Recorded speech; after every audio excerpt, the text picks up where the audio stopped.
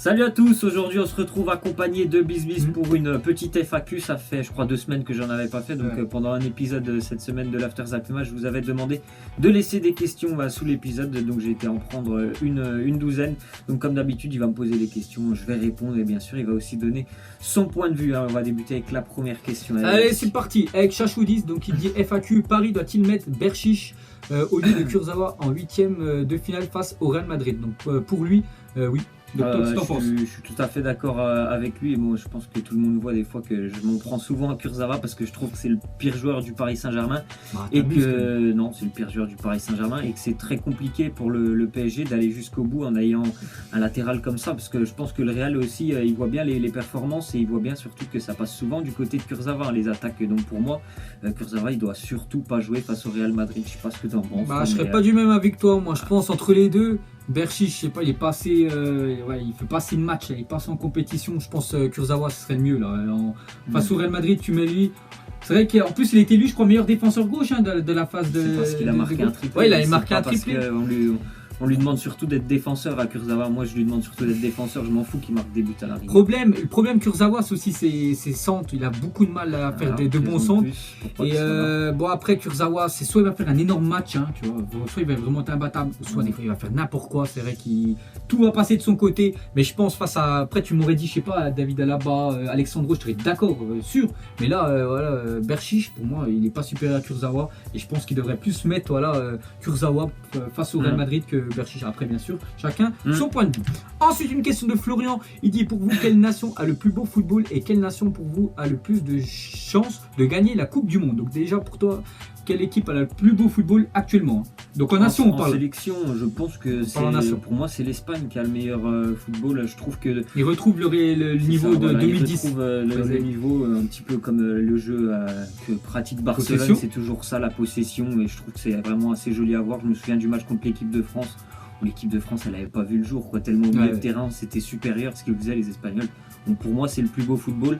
Après, je ne sais pas s'ils seront récompensés parce que je vois plutôt le Brésil aller jusqu'au bout. Moi. Brésil, ok. Donc pour moi, je suis du même avec toi. L'Espagne, c'est vraiment l'équipe qui m'impressionne le plus. C'est quand même le plus beau football. Il faut avouer quand c'est une touche de balle, vraiment ça monte direct de l'attaque. C'est vraiment magnifique. Et celle qui a le plus de chances de gagner la Coupe du Monde, pour moi, ça sera l'Allemagne. Vraiment, je sais pas, c'est une équipe vraiment surprenante, vraiment très très forte, l'Allemagne. Dans tous les domaines, défense, attaque. Ouais, une très belle ligne. Vraiment costaud et je pense que c'est vraiment mes favoris, ceux qui ont vraiment le plus de chances de remporter la prochaine Coupe du Monde, c'est l'Allemagne. Ensuite, une question de Isaac. Penses-tu que si Marseille se qualifie en Ligue des Champions, ils auront un gros recrutement? Déjà c'est bien parce que franchement je pensais pas qu'ils allaient tenir comme ça pareil. Marseille, et pour le moment je les vois plutôt. Maintenant j'ai un petit peu changé d'avis, j'avais surtout dit qu'ils allaient terminer 4ème, mais là je les vois bien lutter jusqu'au bout avec Monaco. Je pense que Lyon sera devant, mais avec Monaco je les vois bien lutter. Donc pourquoi pas après un gros recrutement. Je pense que oui, c'est sûr que s'ils vont en Ligue des Champions, il y aura des arrivées. Après je sais pas ce que ça veut vraiment dire pour lui, gros recrutement, mais des joueurs je pense qui seront déjà assez gros joueurs, des bons joueurs je pense qu'ils pourraient arriver. Parce que je pense s'il y a Ligue des Champions, parce que je pense les Marseillais un petit peu là, parce que Mitroglou, Macron il dit l'OM project, donc je pense supporters marseillais, ils attendaient vraiment un gros joueur, pas un Neymar, tu vois, ils savent qu'ils peuvent pas acheter un joueur comme ça, mais voilà, un bon joueur, tu vois, je sais pas, un joueur vraiment pas mal. Et Mitroglou, je sais pas, c'est pas que je trouve nul, c'est qu'il est pas fait pour l'Olympique de Marseille, on est d'accord. Il est pas fait peut-être au Portugal avec Benfica, il mettait pas mal de buts, mais là ça va pas du tout, même Valère Germain il est meilleur que lui, donc ça sert à rien. Donc je pense que si l'Olympique de Marseille arrive à avoir une place l'année prochaine en Ligue des Champions, et ça rapporte plus de l'argent de se qualifier en Ligue des Champions, donc forcément ça peut amener des gros joueurs aussi. C'est ça, donc je pense qu'il y aura moyen, parce que Marseille pour moi vont finir 3ème, Lyon 2ème et Monaco 4ème, parce que ce sera mon classement de la Ligue 1, et je pense qu'ils pourront faire venir pourquoi pas vraiment un bon joueur. Ils ont déjà fait venir Luis Gustavo qui est vraiment énorme, je pense que c'est le meilleur joueur Marseille-Tovin. Avec Tovin, c'est les deux meilleurs cette année. Et en plus, tu vois l'impact qu'il a quand même, Gustavo. Quand il est là et quand il est pas là, ça se ressent tout de suite. Rien que tu regardes les stats sur les matchs gagnés et les matchs perdus. Donc dès que Gustavo est pas là, souvent de lui, ça chute. Donc on verra, mais vraiment s'il se qualifie en Ligue des Champions, il a beaucoup de chance quand même qu'il ramène des bons joueurs. Voilà, on va dire de très bons joueurs. Ensuite, une question de Michael Schofield. Donc je pense que c'est le gars de Prison Break. Donc fais-nous tes pronos des 8ème aller en Ligue des Champions. Je vais pas les faire là en fait, parce que comme vous savez, on fait les pronos sur ta chaîne. On va le dire, de toute façon on fera des pronos spéciaux pour les 8ème de finale de la Ligue des Champions.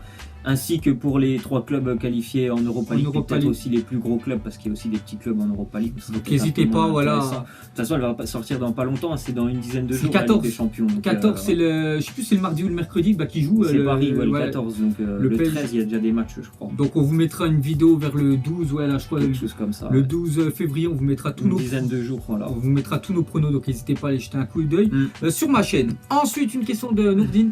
Il te dit, penses-tu que Pelé est le meilleur joueur de tous les temps? Donc Pelé, le Brésilien, il y en a plein qui disent, parce que peut-être il a gagné 3 quand même Coupe du Monde. C'est ça. Non, je sais pas si un jour arrivera à égaliser ou peut-être battre. C'est très très compliqué. Donc pour toi, est-ce que c'est le meilleur? Bah pour moi, c'est un des meilleurs joueurs de tous les temps, mais après je peux pas dire pour moi, personnellement, pour moi c'est pas le meilleur joueur parce que j'ai pas vécu à son époque, je l'ai pas vu faire des trucs incroyables tous les semaines. Donc pour moi, je suis plutôt axé sur les joueurs que je vois en ce moment depuis une quinzaine d'années. Mais après, bien sûr, c'est un joueur qui est l'un des meilleurs, mais je peux pas dire le meilleur pour moi parce que voilà, je suis pas né à son époque et je l'ai pas vu, je regarde pas non plus des vidéos tout le temps de lui, puis voilà. Quoi. Et surtout, c'est que Pelé, il y en a beaucoup qui disent que c'est le meilleur joueur de l'histoire. Ok, mais le problème, c'est que lui, il a toujours évolué dans le championnat, je crois, brésilien. Sud-américain. Voilà, il est jamais venu en Europe, parce qu'on sait quand même qu'en Europe. Il y a une différence de football entre les deux. Quoi. Voilà, les gars, les championnats les plus élevés, voilà, c'est en Europe, c'est pas en Asie, c'est pas en Amérique du Sud. Donc on sait pas, après, voilà, chacun son point de vue. Il y en a qui diront c'est Maradona, il y en a qui diront, je sais pas, même Zidane, Ronaldinho. Moi, pour l'instant, celui qui m'impressionne le plus actuellement, moi, serait Lionel Messi, aussi, qui ferait partie dans les 3 meilleurs de la planète. Pelé, j'ai pas connu, mais bon, c'est vrai qu'il y a 3 Coupes du Monde. J'ai déjà vu quelques vidéos quelques images. Il était énorme. Après, voilà, on n'a pas vécu à la même. C'est ça, la même époque. C'est ça. Peut-être dans 40 ans, il y en a qui diront un nouveau joueur, alors que Messi, ils diront c'est pas le meilleur joueur, alors que nous, pour nous, Messi, les gars, il est tout simplement voilà, monstrueux. Ensuite, une question de The Game 78 dit FAQ, pour vous, le PSG doit recruter un défenseur gauche ou gardien? Vous préférez Marcel ou Dembélé? Donc 2 questions déjà. Pour le défenseur gauche. Déjà, le mercato il est terminé, donc il n'y aura pas de défenseur gauche ni de gardien pour le moment à Paris. Après, s'il y avait vraiment priorité, il y a une priorité pour moi, je pense plutôt que c'est le poste de latéral, comme je l'ai dit. Tu n'aimes pas Kurzawa. C'est le poste de latéral qu'il fallait en priorité pour le Paris Saint-Germain. Le gardien, bon, je pense qu'ils peuvent quand même se satisfaire d'Areola. De toute façon, ils vont certainement faire un cet été, mais après, s'il y avait vraiment une priorité, je pense que c'est le défenseur gauche. Et Alexandro, j'aimerais vraiment bien qu'il vienne à Paris. C'est une grosse rumeur depuis quelques mois et ce serait bien qu'il le fasse cet été, le PSG. Ce serait surtout une défense 100% brésilienne. Ça serait énorme. Hein. Et lui, il sait qu'il y a beaucoup de Brésiliens. Il y a Neymar, il y a Thiago Silva, Marquinhos, voilà, il y en a plein. Et ça pourrait vraiment l'aider à venir, justement, qu'il y a pas mal de Brésiliens. Et deuxième question, tu préfères Martial ou Dembélé? Je suis plutôt Martial. Plutôt Martial, qui est vraiment bon cette année avec Manchester United. J'espère juste que les deux là seront à la Coupe du Monde et qui seront tout simplement énormes. Ensuite, une question de j'ai pas de nom, donc ok, il n'a pas de nom. Donc penses-tu que Busquets, Barça et Alcantara, donc Thiago, Bayern, sont sous-cotés? Oui, pour moi ils sont sous-cotés parce que voilà, surtout dans l'équipe du Barça, quand on parle du Barça, c'est sûr qu'on va surtout parler de ce qu'il y a devant. Mais on parle très rarement des milieux de terrain, un petit peu pareil au Bayern Munich. On parle surtout de ce qu'il y a devant, mais toujours les milieux de terrain sont un petit peu moins mis en avant, des choses comme ça. Et pourtant Busquets il a vraiment un talent énorme. Je préfère Busquets à Alcantara, mais les deux sont vraiment exceptionnels et pour moi ils sont bien sûr sous-cotés. Pareil, pour lui les gars, je peux en dire plus. Oui, ces deux joueurs là sont sous-cotés, il n'y a rien à dire. Voilà. T'as jamais parlé d'eux, comme tu as dit à Barcelone. On entend plus Messi. Barça, tu parles Messi, Suarez. Bayern, c'est plus l'attaque. Devant, c'est vrai que les milieux, on n'entend pas trop. C'est vraiment dommage parce qu'on regarde plus ce qui a marqué que le gars qui a fait un gros match, qui a touché plus de 100 ballons dans le match, qui a fait plein de passes D. On s'en fout, on veut plus voir les buteurs. Ensuite, une question de Agib. Donc il dit, penses-tu que si Griezmann va au Barça, il va remplacer Dembélé? Alors ça, je pense pas que s'il y va, c'est pour remplacer Dembélé, parce que bon, quand même, 140 millions, à mon avis, le Barça, il n'est pas là pour être remplaçant, Dembélé. Après, bon, là, les problèmes, c'est qu'il est blessé en ce moment, Dembélé, mais non, je pense pas que c'est pour remplacer Dembélé s'il va là-bas. D'ailleurs, je sais pas comment il pourrait jouer le Barça si Griezmann y signe.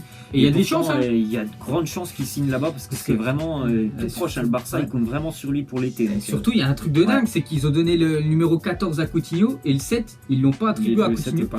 Plus l'attribuer. C'est très bien que Griezmann, lui, il porte tout le temps le 7. Il est toujours le numéro 7 parce qu'il c'est un fan de David Beckham. Voilà, donc il a Real Sociedad, il a 7, Atlético de Madrid, il a 7. Le prochain club, il veut absolument un 7, enfin le numéro 7.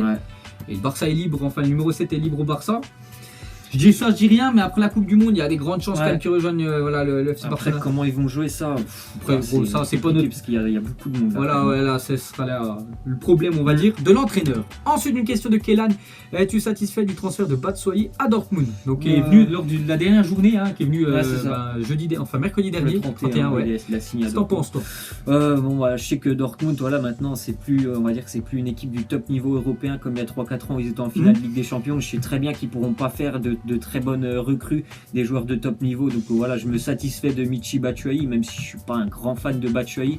Je pense qu'il peut quand même apporter beaucoup au Borussia Dortmund. C'est quand même quelqu'un qui est assez efficace, parce qu'il a pas eu de temps de jeu à Chelsea, donc on n'a pas pu vraiment le voir, mais c'est quelqu'un qui est efficace. Je me souviens à Marseille, c'était un très bon attaquant dans la surface. Donc voilà, je me satisfais de Batshuayi, même si bien sûr j'aurais rêvé de mieux. Pour moi qui suis supporter de Dortmund, j'aurais rêvé vraiment de mieux. Mais bon, je me satisfais de Batshuayi. Quand même une petite douille, parce que perdre Aubameyang pour prendre Batshuayi, voilà, c'est pas le même niveau. Aubameyang était beaucoup trop irrégulier. Voilà, je pense que ça fait, je sais plus, 5 ans moi qui était là-bas. Mais Batshuayi, les gars, voilà, il jouait plus à Chelsea. Et je pense qu'il peut vraiment retrouver la confiance à Dortmund. C'est une équipe qui aime avoir le ballon. Et surtout, c'est qu'ils vont pas bien là. Et s'il vient, il commence à mettre des buts, il va prendre direct la confiance. Et pourquoi pas? Parce que là, c'est un prêt. On verra l'année prochaine. Mais voilà, il y a des grandes chances. Mais pour moi, c'est très bien. Il va avoir du temps de jeu. Il a du temps de jeu, c'est sûr. Parce que c'est ce qu'il veut. Il n'y a pas grand monde à Dortmund. C'est ce qu'il voulait. Bah oui. Il n'y a pas sur le, mais c'est pas vraiment un neuf. Ok. Et la dernière question sera une question de Sad pour toi. Enfin, pour toi. Giroud Arsenal, est-ce que c'est une bonne recrue? Je sais pas, c'est du côté de Giroud. Ouais, à Chelsea. Qu'est-ce que t'en penses, toi?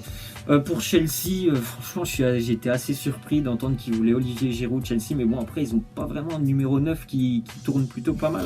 Morata, je trouve que c'est une douille. C'est plutôt décevant ce qu'il fait. Et puis, malgré tout, Giroud, les statistiques, elles continuent de parler pour lui, que ce soit avec l'équipe de France ou même avec Arsenal, parce que lorsqu'il était remplaçant, ce qui était le cas presque toute la saison, quand il est rentré, il a souvent marqué avec Arsenal, alors qu'il a peut-être 20 ou 25 minutes par match, il a souvent marqué. C'est quelqu'un qui va essayer de jouer de je pense avec son physique. Puis après autour de lui il y a des joueurs qui vont être assez rapides, Hazard, Willian, s'ils peuvent aller jouer un petit peu autour de lui en remise et tout, ça peut être plutôt pas mal pour Giroud. En plus je pense qu'il va avoir du temps de jeu. C'est surtout ça. Donc pour lui c'est tout bénef, il a retrouvé un gros club et certainement du temps de jeu. Après pour Chelsea, pour moi c'était assez surprenant. On va en parler puisque Deschamps lui avait dit à Giroud, si tu veux jouer la prochaine Coupe du Monde il faut du temps de jeu. Et Arsenal là il y a quand même du monde, il y a la Casette, Aubameyang qui est arrivé, c'est des numéros 9, lui aussi c'est un numéro 9, tu peux faire déjà qu'il jouait pas, alors tu peux le faire jouer que numéro 9, tu peux pas le faire sur le côté, il est pas assez rapide. Donc là à Chelsea il sera juste en concurrence avec Morata qui est pour moi nul. Donc pour moi c'est vraiment un bon coup surtout de Giroud de partir à et en plus à il Chelsea. se trouve dans une équipe qui pour moi est plus intéressante personnelle, qui est plus régulier, donc vraiment très bien de sa part Olivier Giroud. Je sais pas si pourra jouer la Ligue des Champions face au Barça. Il a pas joué avec Arsenal, donc je pense que c'est faisable parce que vu qu'il a pas joué, il a joué en Europa League lui, donc il y a des grandes chances. Donc pour moi vraiment pour répondre à ta question, ça c'est vraiment une bonne recrue. Giroud c'est super pour lui. Pour Giroud c'est vraiment très bien. Moi je suis supporter à Chelsea, je sais pas. Je sais pas s'ils kiffent l'arrivée de Giroud. Donc voilà, c'est la fin de cette FAQ. Si vous avez d'autres questions, n'hésitez pas à les laisser dans les commentaires. Je les prendrai certainement la semaine prochaine. Voilà, nous on vous laisse et on vous dit à la prochaine. Ciao.